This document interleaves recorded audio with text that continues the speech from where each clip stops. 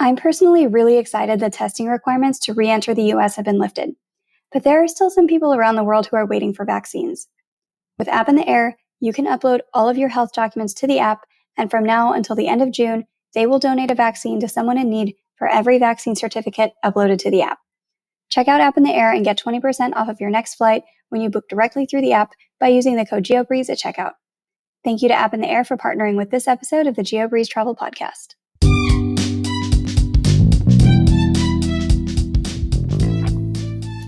Welcome to the Geobreeze Travel Podcast, a show for anyone wanting to level up their travel hacking lifestyle.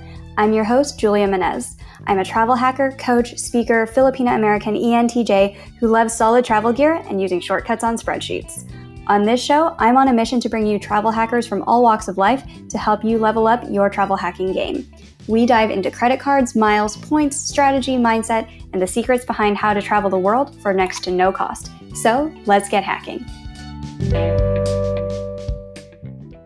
The Squaw Creek Resort and the Hyatt Regency are both about 21,000 points a night around this time of year. And cash rates can be $500 or $600 per night, especially if you're going on a weekend when there's some fresh powder.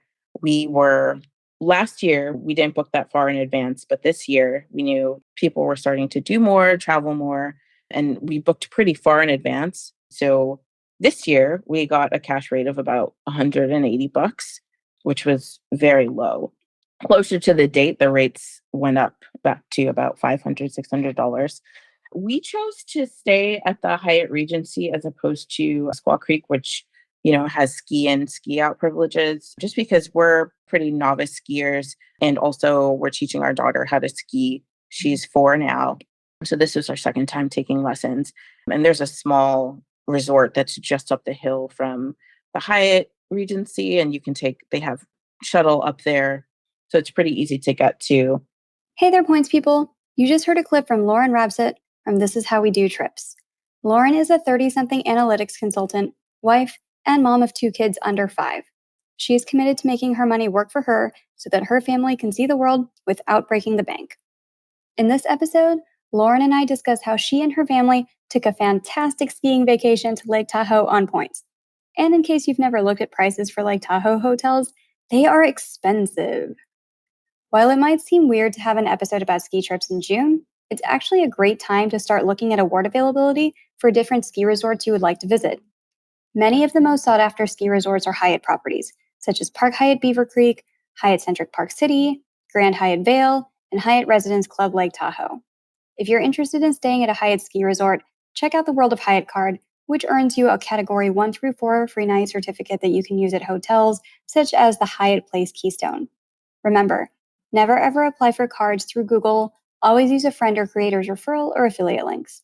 If you're interested in supporting this show when you apply for your next card, check out geobreezetravel.com/cards. And now, on with the show. Hey, Lauren, welcome to the Geobreeze Travel Podcast. Good morning, Julia. Thank you for having me today. Of course. I'm so excited to have you here. We're going to talk a little bit about the Lake Tahoe area and how somebody can do some ski trips there on award travel. But before we jump into all of that, tell us a little bit about yourself and how did you get into the game of points and miles? Yeah, thanks. So my day job is in analytical consulting, which is pretty far away from points and miles. I'm a mom of 2 really small kids under 5 and wife. And I got into points and miles just as a way to help my family travel and see the world. I don't travel a lot for work, so I don't have an opportunity to earn points there, but I've, over the past decade or so, learned more about credit cards and have really been leveraging them to enable this travel. What were some of the first cards that you started off with back in the day? So my first ever credit card, I think, was a bank-related card. I think it was Bank of America. But my first travel rewards credit card was the SPG Amex, which is now a grandfathered version of the Marriott Bonvoy card. And I had that in my wallet probably for 3 or 4 years before I even realized that it was a travel rewards credit card. I happened to stumble upon Point Sky article where they were talking about some of the card benefits. And I was like, oh, I actually have this in my wallet. And that was sort of when I started to take a look at travel rewards and points and miles and understanding how to leverage that to travel the world for free. What made you get that card back in the day if you weren't already into points and miles and award travel? Because that was one of my first cards, RIP to the Starwood program, which was fantastic and has now been It was devalued beyond amazing. all recognition. But yeah, what made you get that card back in the day if not for the perks that came with the card? I think I really just got like a bunch of mailers from Amex, and I just picked that card for whatever reason. I was either in college or in grad school at the time, and I didn't really use credit cards. I had one for, sort of emergencies, but I just signed up for the card and essentially forgot about it for a long time. So there wasn't any particular impetus for me to pick that specific card. It just happened to be a good choice, unbeknownst to me. So when you realized, oh wow, there's actually a lot of good perks that come with this card, what were some of the first award trips that you used with it, or how did you first start using those benefits? So when I first started essentially playing the points and miles game, I my strategy was really around finding cheap flights and then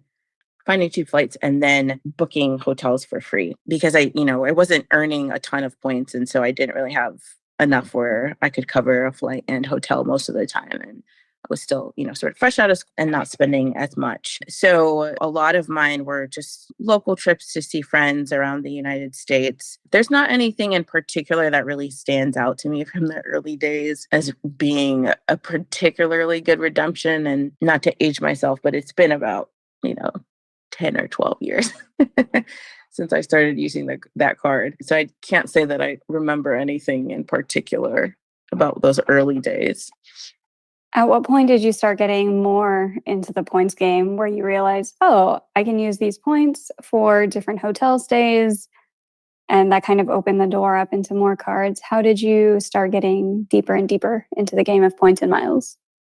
Yeah, so after I got married, which was in 2015, my husband and I started talking about just sort of the lifestyle that we were wanting to have, and travel was really important to me. He had a bunch of credit cards and, didn't really do anything strategic with his earning. And so I that's when I really started following the Points Guy and some other bloggers a little bit more in depth and started signing up for some other cards. So my husband got the Chase Sapphire Reserve, and I was his authorized user. And then we both sort of got our own set of Chase Freedom and Chase Freedom Unlimited cards to sort of maximize all the points that we could get from that program. And then I started getting some Amex cards, like the Amex Gold for our grocery spending. And so then we were sort of following a similar strategy where I'd find cheap flights. I follow the flight deal. I have some of the other subscription based programs as well. And we started taking more trips using those points.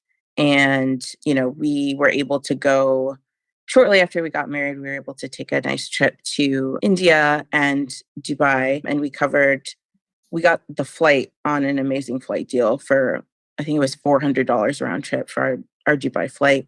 And then we covered all of our hotels in Dubai and in Delhi on points. And that was his first experience using points and miles. And then we were later able to cover our honeymoon to Indonesia on as well for the hotel, and got a cheap flight deal there as well.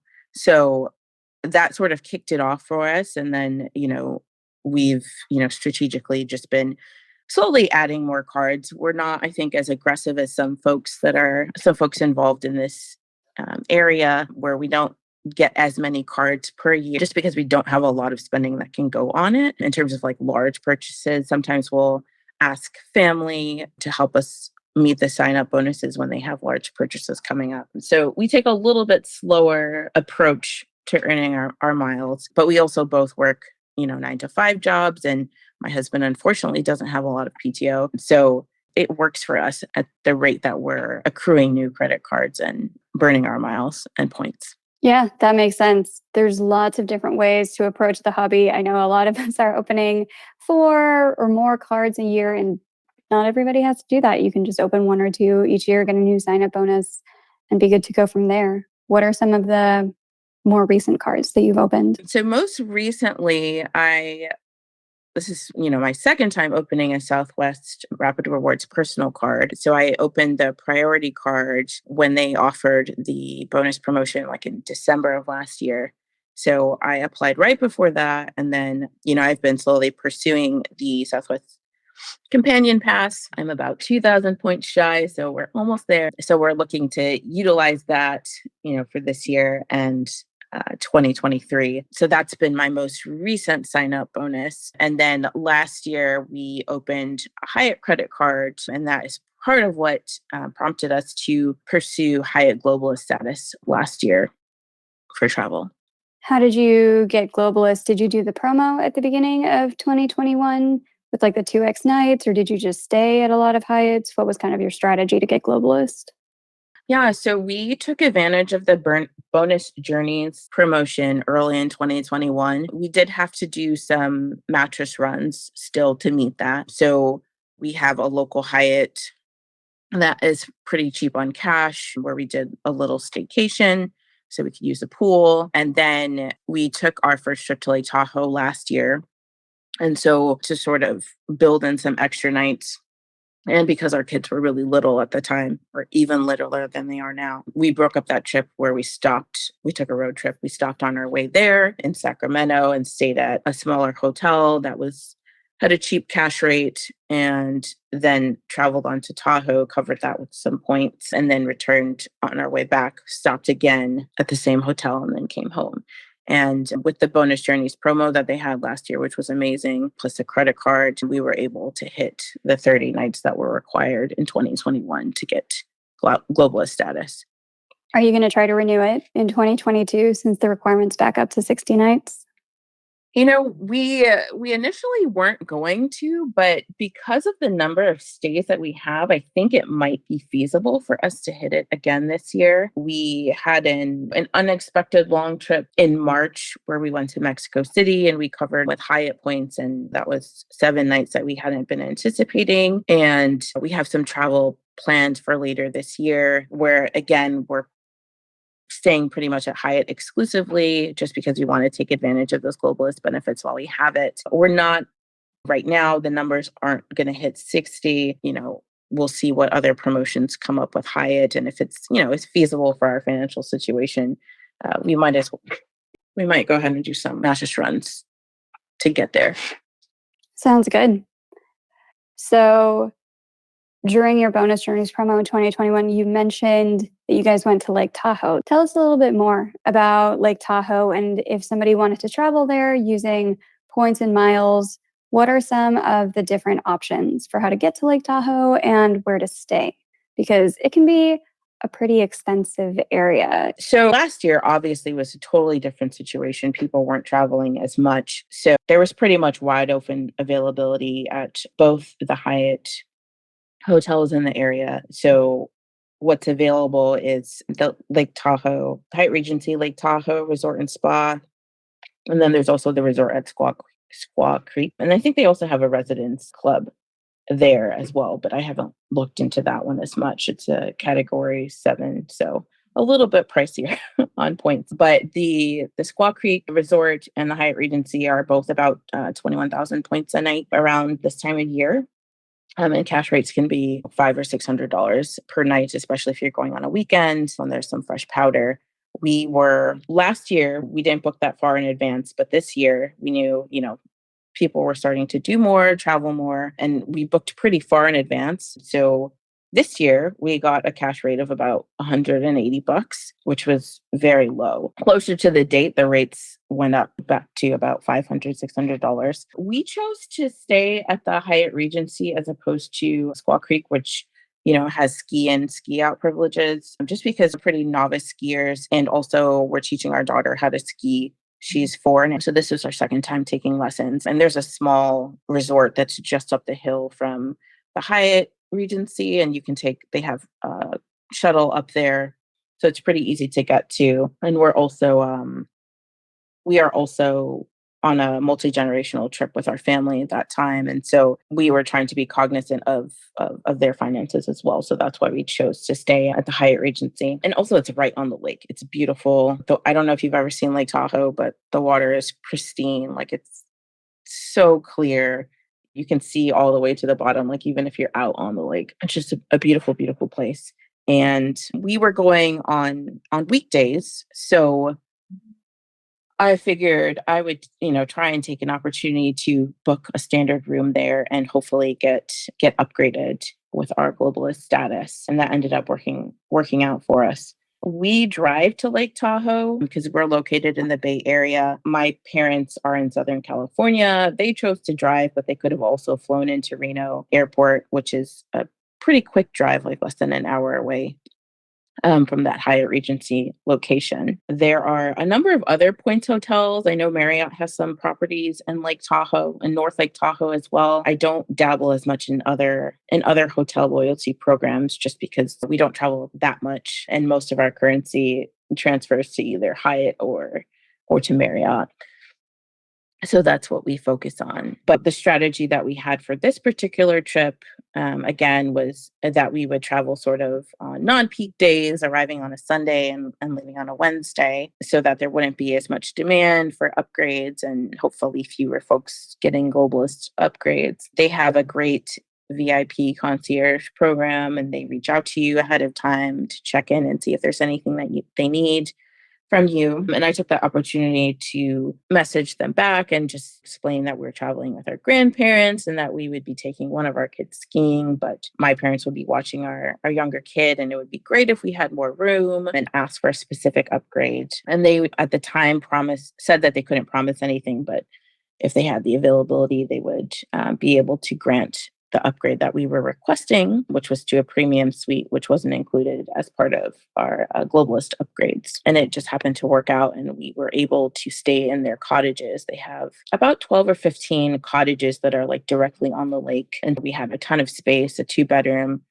suite with a very large living area, dining area, and a full kitchen. And we essentially just walked out of our cottage onto the lake. So it was really beautiful and a really great experience to share with extended family. You are doing this in the winter, right? So what is the situation to get from the cottages to the ski slopes?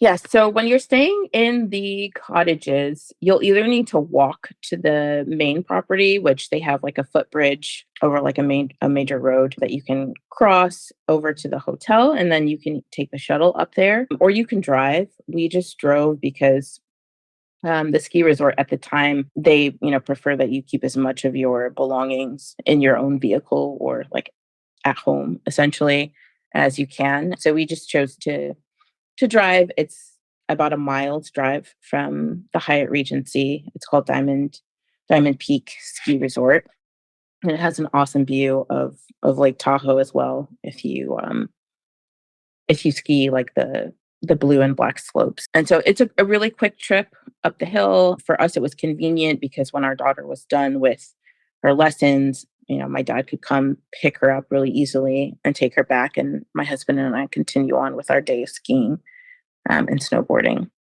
Is this hotel mostly catering to skiing holidays, or is this also a good hotel for people who wanted to go there in the summer and have a lake weekend or something? This hotel would be great in both seasons. They do have a number of water activity equipment that you can rent. So like kayaks and stand-up paddle boards. And like I said, you're right on the lake. Even if you're not staying in the cottages, everybody that stays at the resort has access to that beach. It's essentially a private beach for Hyatt, and you can rent those things. They have a dock, and you can go out into the water. It's very convenient for anybody wanting to do some water activities. I don't know if they have motorized boating from that location, but definitely individual water sports you can take advantage of there. If you are listening to this episode thinking, I wish I could travel like this, but I don't know where to start, I offer free credit card consultations by email at geobreezetravel.com/consultations. Additionally, I host a masterclass and group coaching session each month through the Patreon. We've also added a new Patreon feature. Once you've been in the Patreon for 12 consecutive months, I will gift you a vacation voucher to the city of your choice. I've also added an option to sign up for an annual membership. With this option, you will get 2 free masterclasses each year, and you'll get your vacation package voucher upfront. You can find more information about the vacation vouchers, consultations, and more in the show notes. This week's Patreon shout out goes out to Mike. Thank you so much for being a part of the Geobreeze Travel Patreon community. What is the globalist breakfast situation like at this property? So this Hyatt Regency does not have a Regency Club. So you eat in a restaurant on site and you essentially have full access. There's no limit to what you can order. And so the restaurant on site is called the Sierra Cafe. They have a pretty broad selection. We got things like steak and eggs. I got breakfast tacos pretty much every day because they were really good. But all of your standard fare and lots of options for the kids in terms of like cereals and granolas and just more basic options for them as well. And then they also have a to-go cafe that's right next to the Sierra Cafe. So if you don't have time to do a sit-down breakfast, you can use your globalist benefit there and just grab and go and take something to go with you. Are there a lot of other restaurants in the area if somebody didn't want to just have every meal at this ski resort? Are you close to town? Yes. So you are in Incline Village. There are a number of restaurants in the area. For this day, we opted to pretty much eat exclusively at Hyatt because we wanted to get additional points from charging back to our room. So on site, in addition to the cafe I mentioned where the breakfast is, there's Cutthroat Saloon, which is like kind of like bar food, pub food. And then there's Lone Eagle Grill, which is fine dining, white tablecloths, great steaks, some game dishes. And then if you wanted to go completely off of the resort altogether, there's a little downtown area that has a lot of, like pizza and burritos and a lot of fast casual sort of dining. Not a lot of chains from what I've seen and from where I've eaten. But the last time when we, visited, obviously with COVID sort of being in high gear, there weren't a lot of places where we could go and sit down at that time. So we pretty much grabbed pizza or grabbed some burritos from in town and took them back to the hotel to eat. That sounds good. So, generally, when you pay with Hyatt points, you get resort fees waived, which is really nice for places with high resort fees, like if there's a water park or if there's like high ski resort fees or something like that. What are the resort fees like in this property? And do you know if they waive everything if you pay with points? So since the skiing is just essentially like a relationship that they have with the ski resort, they're not helping sort of facilitate any of the payments for skiing. None of that is included in your Hyatt stay. They just have the free shuttle and they have an office where you can, make arrangements, but it's not like at the hotel at Squaw Creek where it is the ski resort. So, you can get the regular resort fees waived, but that's all that would be included with a points stay. And they don't charge for parking unless you choose to valet. And parking isn't really an issue at the cottages because you have your own parking immediately outside of your cottage. So that only comes into play if you're staying in the main hotel and say it's really cold and you don't feel like making the trek from the parking lot to the lobby entrance, then you can, take advantage of valet parking, and that would be an additional fee. Do you know if Squaw Creek, their resort fees include the skiing activities and if those would be waived if somebody paid with points? I'm not familiar with that because we didn't do a lot of research into it. Once we realized that they didn't allow dogs, but it was a deal breaker for us because my dad wanted to bring his dog. So once I looked into that and realized it wasn't an option, I sort of stopped my research for that hotel there. If you have the availability to go more than once, right? I think that's where the real savings can be found. It's in those multi-day passes or in a ski season pass. Or like you, where right now we only made one trip this year, one trip last year. My daughter's still learning how to ski. So it's still a situation where we need someone to come help out with both of our kids. So that limits sort of how often we can go skiing. Booking early obviously will save you a lot on a hotel. I would say from my experience, I haven't seen a lot of offers for like discounts or, offers to take up from hotels or from credit cards for ski areas. If you travel to ski, obviously things like the Southwest Companion Pass so that, you can cut down on some of the cost there, or just using points and miles on another airline to cover your flight costs. But for the actual skiing itself, I haven't seen true opportunities to save on that. I think, if you're someone who pursues, for instance, like bank bonuses, that's an opportunity to make a little bit of cash from opening an account and maybe using that money to offset some of the cost of skiing. But it's definitely an expensive hobby for sure. Yeah, that's a good point. Bank bonuses or just cash back type of bonuses from all of the different apps, Rakuten, any of those can be really good to offset the cost of these excursions, or just pay yourself back programs. Chase has a pay yourself back, or using Capital One points to offset them from your statement. You could do that.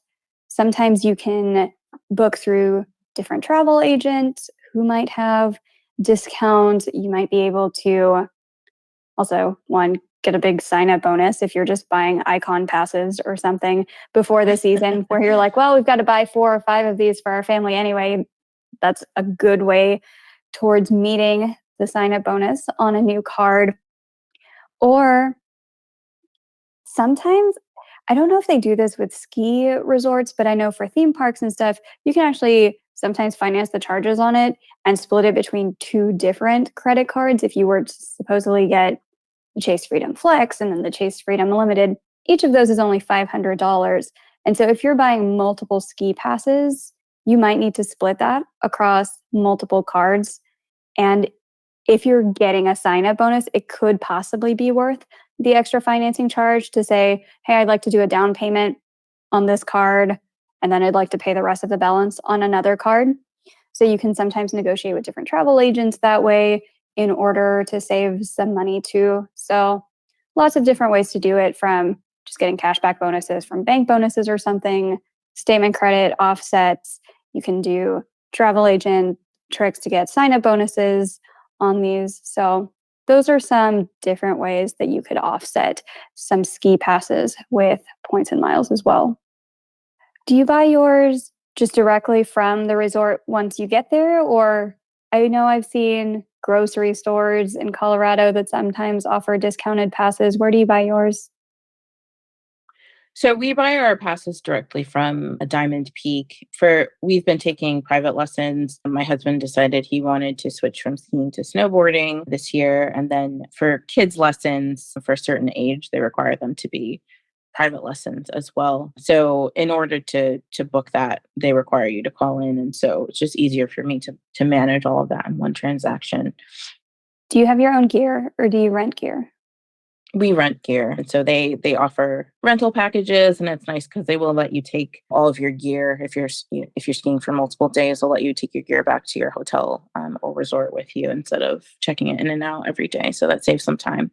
Do you bring snacks onto the slopes with you or anything? Like, how do you pack water and everything? Do you take a bag with you? I do not take a bag with me. They in the past have recommended not bringing not bringing anything with you. So I usually will stuff some snacks for my daughter, like some granola bars in, additional pockets on my body. But other than that, we essentially will keep anything in our car and just sort of walk to our car to get water or to get a snack for ourselves. Because it's not a huge ski resort, and that's part of why we like it. It's smaller and pretty easy to manage as newbies. And so you can just sort of quickly walk over to your vehicle and do whatever you need to do and then get back up on the slopes.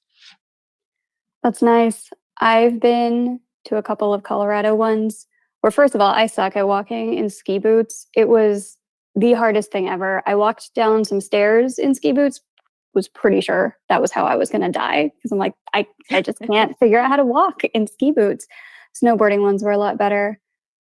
But that just made it so I didn't want to go back and forth to different, like between the car and the lift and anything.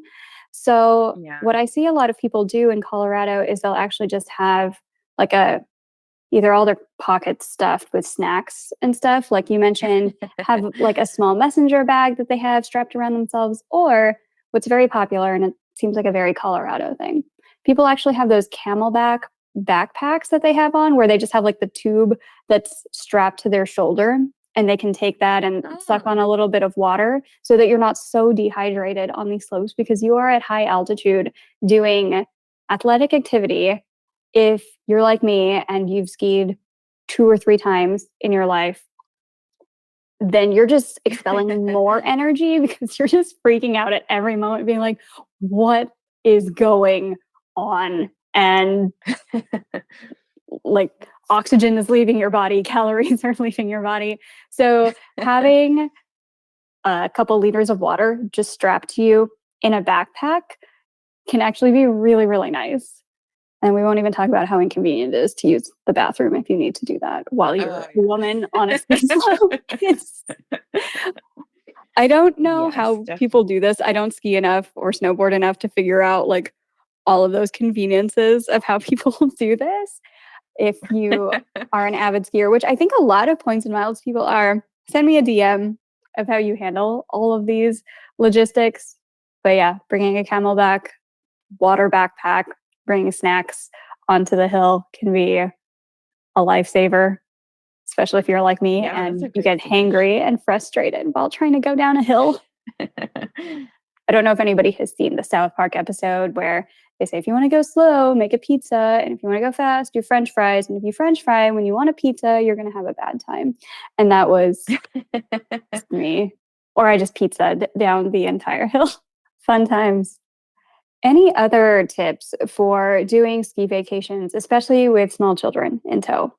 Yeah, I think with small kids, you definitely need to look into what your ski resort or your hotel resort offers, because there are some that don't offer lessons below a certain age. Diamond Peak, you have to be at least 3, and that does require a private lesson, which is obviously more expensive than group lessons that are available for older kids. Something to take into account is whether or not the resort offers free lift passes for kids under a certain age. Some of them are like under 6, some under 12, depending on the resort. So that's something to take into account. If you have flexibility to travel during the week while your kids are small like mine, where school attendance isn't a thing, if you can go on weekdays, there's a lot fewer people out on the slopes for one thing, and rates will be lower. It's a great way to save some money. And then think about a multi-generational trip, because then you're not limited by your kids' ski ability or lack of. Like we were able to just take our daughter, have her ski lessons, and then she was with Grandpa and Nona for the rest of the day. And we had a full day where we were able to ski, which was great. That is great. I guess I forgot one question about the cottages. Are these like full apartments where you have kitchens and everything else so you can just bring all of your own food and store it there and then cook your own dinners? Yes. In the cottages, you can cook. You have a full kitchen, you have a dining room table, a living area, and ours was configured essentially so that all of that was one side of the suite. So if we didn't need a 2-bedroom, we could just have the 1 bedroom with all of those living space amenities. And then essentially it was like a standard double or 2 queen room with a connecting door that turned it into a 2-bedroom suite for us. Sounds good. Well, these were all fantastic tips about Lake Tahoe and how to do ski trips with families. And as we kind of wrap up, with everything that you've learned and all the knowledge that you've amassed with Points and Miles, what would you say is your number one travel hacking tip for listeners today? Book the deal when you see it. I recently missed out on some very inexpensive first class tickets on points. They're about 25,000 points for a transcontinental flight. And I saw them. I said, wow, that's an amazing deal. And I said, let me see if this is available on another day. And in those few moments it took me to check the other day, those tickets were gone. So, we have a lot of protections in terms of booking a flight and having that 24-hour window to cancel. So if you see a good deal, take it. That is a crazy good deal. Did you say this was in upper class too, or was it in economy? Yeah, it was first class. It was first class. Yeah. On what airline?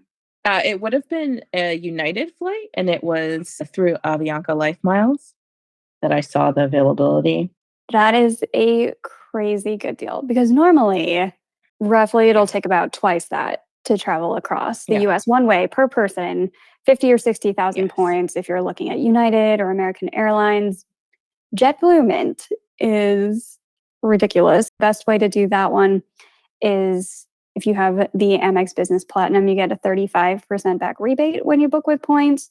And that's one of the only ways that I found to make that one affordable, unless you can find availability on JetBlue Mint through Emirates, which I keep trying to stock, and it is rare to find that kind of availability. So 25,000 points.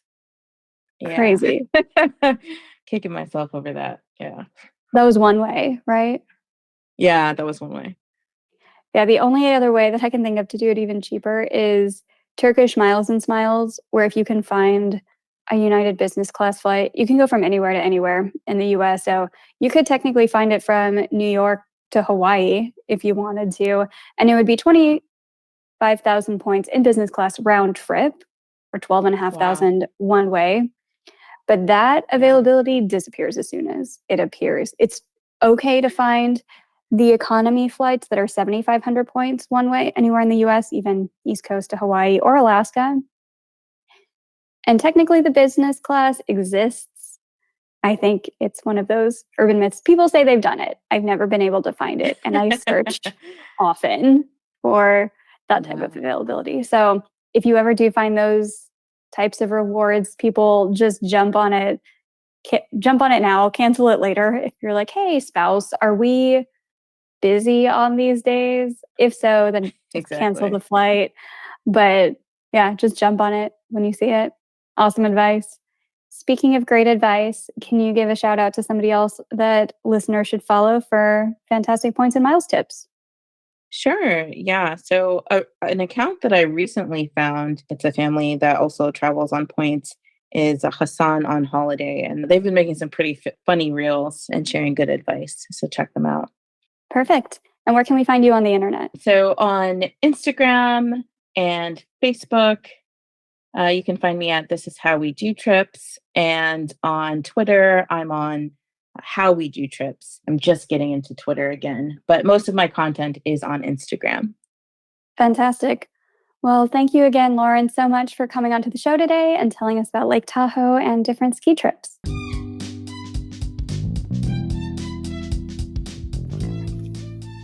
Thank you so much for listening to today's episode of the Geobreeze Travel Podcast. If any of the cards mentioned in today's episode piqued your interest, please check out the links in the show notes for more information on any of the cards. Also, if you apply for a card using the links on that page, I may receive a commission too, so please and thank you. P.S. I hear the links work better in Internet Explorer or Safari, and sometimes the credit card applications tend to glitch out in Chrome. Additionally, it would mean the world to me if you could subscribe to this podcast, leave a 5-star review, and share it with a friend. And if you would like to make even more travel hacking friends, please sign up for the Patreon to access our monthly masterclass hangouts. We dive deep into a particular points program each month, and you'll get to ask all of your travel hacking questions and enjoy being around other people who enjoy points and miles just as much as you and I do. If you would like an invite to the next one, head over to geobreezetravel.com/hangouts to sign up to be on the invite list. Take care and happy travels!